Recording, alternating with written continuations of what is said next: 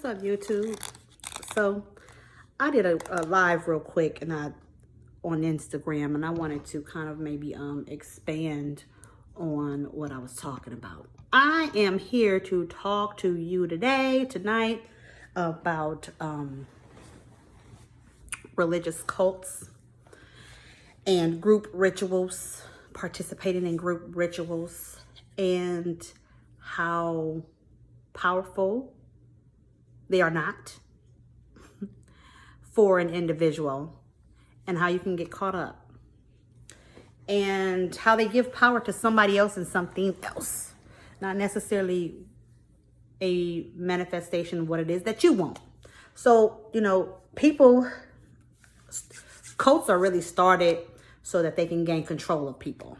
Religion, very much like cults, are to captivate a group of people, a large group of people, to get them thinking or trained or conditioned to believe the same way, so that they have another power has control. Another governing force has control over the larger group.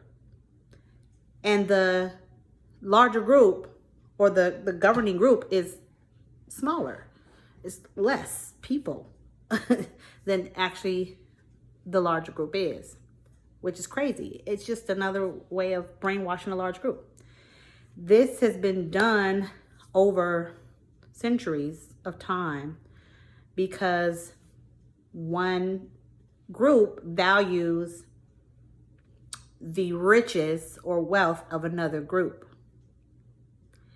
One group may be rich in knowledge and artifacts and knowledge or wisdom than another group because of experiences, because of experimenting, right? So then they are able to, it becomes a commodity, and then they are able to sell it to somebody else who wants to acquire or have that same wealth, same knowledge, same richness, right? Well, that's not too much different than cults and religion. It's pretty much all the same thing. And I just wanted to warn people, because people really don't be aware. They think, oh, this is how it's supposed to be. This is the way it was taught to me. And they don't think for themselves how much of a disservice that is to an individual who is trying to grow in understanding, who wants to be free in an understanding and understanding and use that power. And of course, if you don't believe you have power, you give your power to somebody else. You push out, you labor for the benefit of somebody else. Ouch.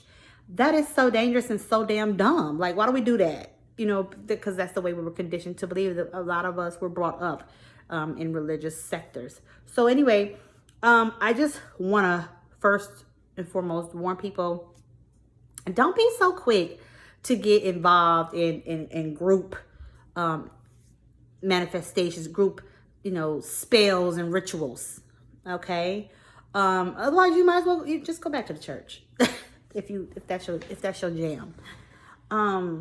Because you're giving your power away, and it's not really going to necessarily benefit you as an individual. It benefits somebody else with maybe some rather large and undesirable intentions, completely unbeknownst to you.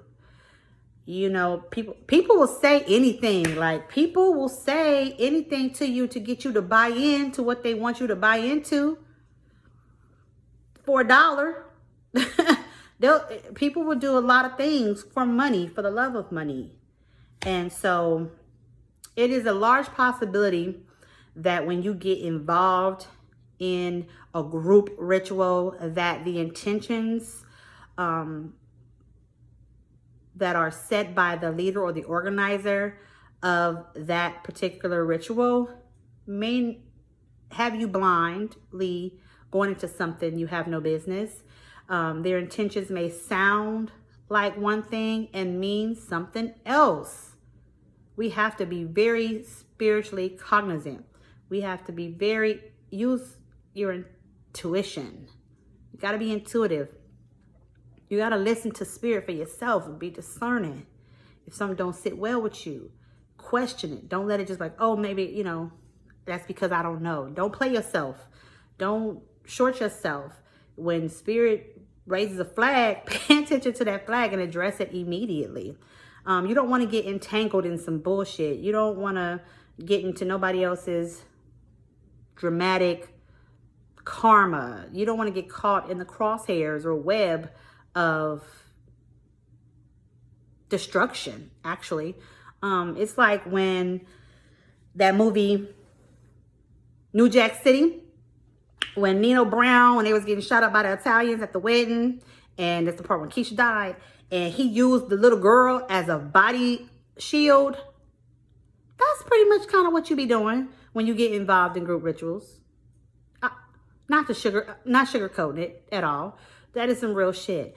And so, but people do that because they are so anxious and because they don't want to take the time to invest in study, in research. And in your research and in your study, you're not just reading and taking for face value what it is you're getting, what information you're absorbing. You are using your intuition. You are listening. You are under prayer. You are under meditation. You are listening to, or at least you should be, listening to spirit tell you, yes, this. Okay, not this part. Add this. Do this instead. You can supplement this.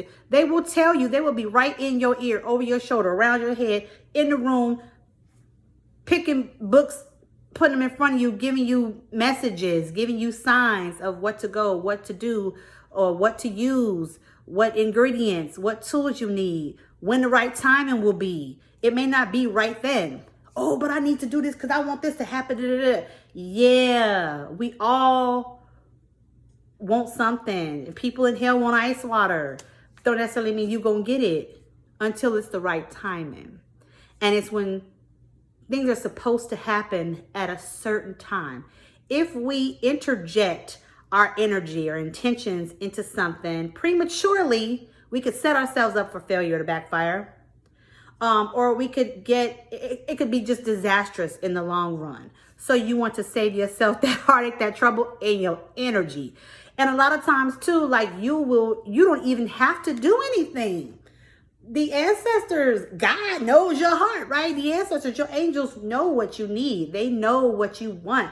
And if it's meant for you at the right time, you will have it. If it's meant for you on this journey. So just let things happen and flow. Grow some patience and understanding and wisdom before you get involved in doing stuff. Because they know what you want, because it's already going to happen for you. It's on your path for you. Nobody can stop it. Nobody can take it away. So don't be over anxious, and also it's important that you just listen, and you won't even have to do anything because it'll happen before you even start to set up to do a ritual for yourself. You go buy $100 worth of candles and oils and herbs and whatever else, and got your clock set, your alarm set to say this, that, the other. Whole time 3 days ago it was already done. So now you can't take that stuff back. You can't take it back. So now you just like, okay. And it was just like kind of a wasted amount of energy and currency, right? So be patient and wait for divine timing to come into place and work for you. When it comes to researching, when it comes to study, when it comes to the counsel of a wise person or experienced person who is from the arts, or who practices the arts and ritual magic or whatever you want to do, just choose somebody you trust. Choose somebody who's knowledgeable and has experience. And you may not always get like a testimony of results, because a lot stuff don't be for you. That stuff doesn't always, not everything has to be privy to you. Okay. Not everything is going to, show up in a tangible form for everybody. A lot of times people who have work done don't want nobody to know. 90% of people don't even want nobody else to know that they came to a practitioner. So you won't have reviews or proof that it's going to work. You are just basically blindly entrusting someone to do something to manifest for you. When all the while you can, if you want to, do it yourself. You can do it yourself. Be empowered to do it yourself. Nobody wants to manifest your intentions more than you. Nobody. No matter how much you pay them, no matter how much you set it up for. Nobody wants to manifest your intentions more than you. So it's important that you take your time, you be patient, you study. And if you just have to, because you are still not in a space where other people accept this sort of art form or don't believe as you do, make sure you have a connection to that person that you use. That's very important. If they intimidate you, because that happens, and people are, especially practitioners, are very persuasive with words. If they scare you a little bit, red flag, yo. Like, don't fuck with them. Like, tell them thank you. I'll get back to you, or say, I don't think this is what I want to do. I don't want to use you. Be straight up. You ain't got to avoid. Stand your ground, with them, and just, you know what, I'm a pass. And so any work that they do behind your back will be canceled because you didn't give your permission, and no weapon formed against you will prosper if you are in perfect alignment with what it is that is for you. If your intentions are good, if your intentions are strong, if your heart is right, what's going to happen for you is going to happen for you, regardless of what the enemy or what an opposed enemy comes to try and destroy for you. Okay? That's a word. Oh, I felt like I was just in church for a second. So anyway, I want to give those words of encouragement and advice to anyone considering, doing spell work or having some spell work done, and making sure your intentions are in alignment, in goodness. And yeah, if you have any questions, you can feel free to contact me. My information will be in the link below the video. Also, if you are looking for a ritual consultation, a reading because I don't get involved in anything. I don't do a reading on first. It ain't no questions or ways around it. I don't want to consult with you. I don't want to hear your story. If we setting this up, we setting this up. Use that link in the bio, friend. Use that link in the bio. So, yeah. Y'all, take it easy. That's it for me for now. Until next time. Love and oneness to you.